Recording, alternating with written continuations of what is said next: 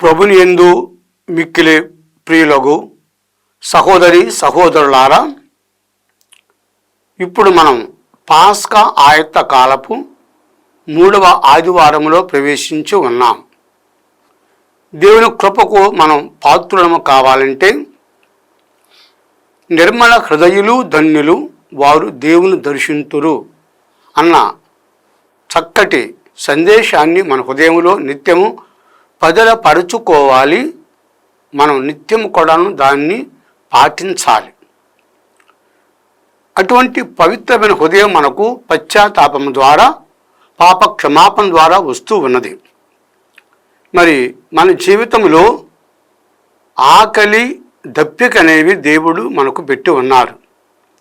భౌతిక, మానసిక, ఆత్మిక దప్పిక, ఆకలి.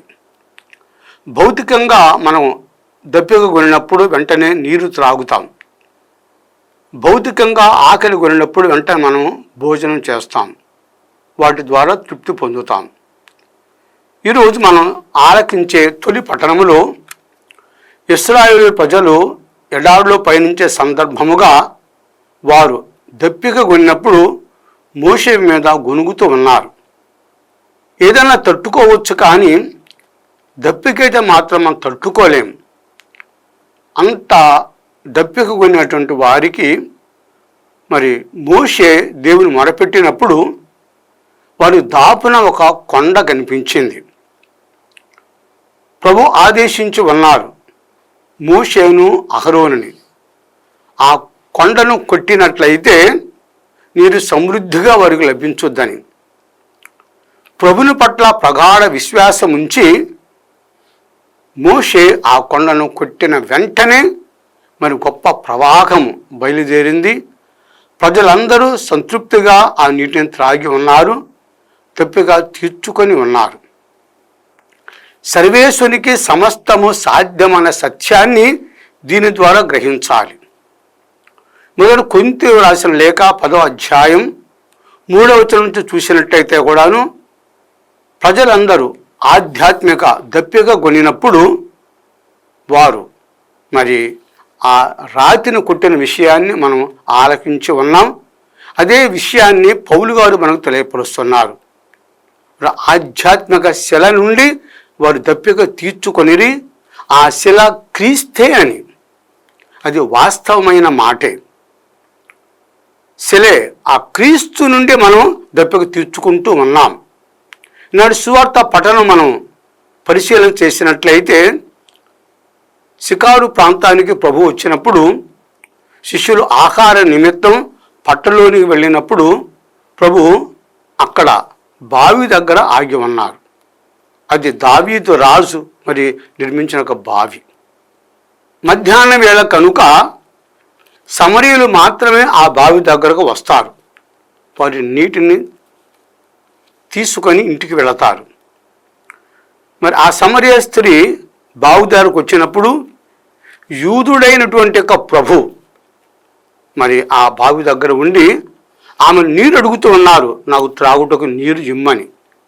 ఆమె ఆశ్చర్యపోతుంది. ఎందుకనంటే యూదులకి సమరయులకి ఇటువంటి పొంతన ఉండదు, ఇటువంటి సంబంధం ఉండదు.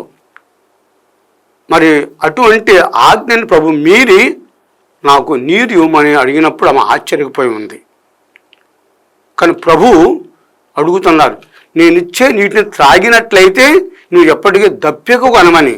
ఈమె ఆశ్చర్యపోతూ ఉంది. అంటే ప్రభు దగ్గర ఏమి బకెట్ లేదు, ఎటువంటి బొంగ లేదు, మరి ఎక్కడి నుంచి తీసుకొస్తారు ఆ నీటిని? ప్రభు ఆమె లోతుగా ప్రవేశిస్తూ ఉన్నారు. ప్రభు ఆశించేది జీవితంలో ప్రవేశించటం. ఆమె ఆశ్చర్యపోయింది. జీవ జలాన్ని అనుకున్నదామా, నేను ఎప్పుడు ఈ బావి దగ్గర రాకుండా ఉండటం కోసమని మరి నాకు ఆ నీటిని ఇవ్వమని ప్రభుని అడుగుతూ ఉంది. జీవ జలాన్ని ప్రభు ప్రసాదిస్తూ ఉన్నారని ఆమె విశ్వసించింది. కానీ ప్రభు ఒక మాట పలికి ఉన్నారు. ఏమిటి ఆ మాట?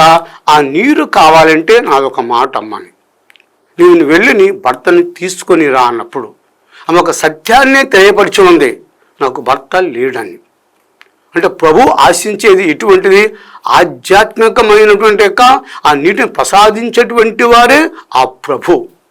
ఆమె వెంటనే గ్రహించింది ఈయన ఒక ప్రవక్త అని. మరి ప్రభు ఆమెలో ప్రవేశించిన వెంటనే కూడాను బాణ అక్కడ వదిలిపెట్టేసి వెంటనే వెళ్ళి ప్రజల దగ్గరకు వెళ్ళి ఇదిగో ఆయన మెస్సాయా ఏమో అని తెలియపరిచి ప్రజలందరినీ కూడాను ప్రభు దగ్గర తీసుకొని వచ్చింది. మరి ఆమె సందేశాన్ని ఆలకించిన వారందరూ కూడాను గొప్పగా సాక్ష్యం ఇస్తూ ఉన్నారు. ఇప్పుడు మేము స్వయముగా ఆయన నోటి నుండి సందేశం ఆలకించి ఆయన ప్రవక్త అని కూడాను. ప్రభు ఇటువంటి సమరియా స్త్రీని సందేశము పంపించే ఒక వ్యక్తిగా రూపుదిద్దుతూ ఉన్నారు. ఆమెకు ఆధ్యాత్మిక స్వస్థత ప్రసాదించి ఉన్నారు. పాప నిర్మూలన చేసి ఉన్నారు. ఆమె పశ్చాత్తాప పడింది, ఆమె దుఃఖపడింది, ఆమెను పావనపరిచి ఉన్నారు. యోహాను శుభవార్త 7వ అధ్యాయంలో కూడా చూసినట్లయితే కూడా జీవజల నదులు ప్రవహిస్తాయని కూడా ప్రభు విశ్వసించినట్లయితే, అందుకని మన జీవితంలో నిత్యము కూడాను ఆ ఆత్మ మనలో ప్రవేశించి మనం ఆత్మను పొందుతూ ఉండాలి, ఆ జీవజలమును స్వీకరించి. కనుక మన జీవితంలో భౌతిక, మానసిక, ఆత్మిక ప్రభు ద్వారా మనకు తీర్చుకుంటూ ఉన్నాం. ఆ ప్రభువే మనకు పానం, ఆ ప్రభువే మనకు ఆహారం.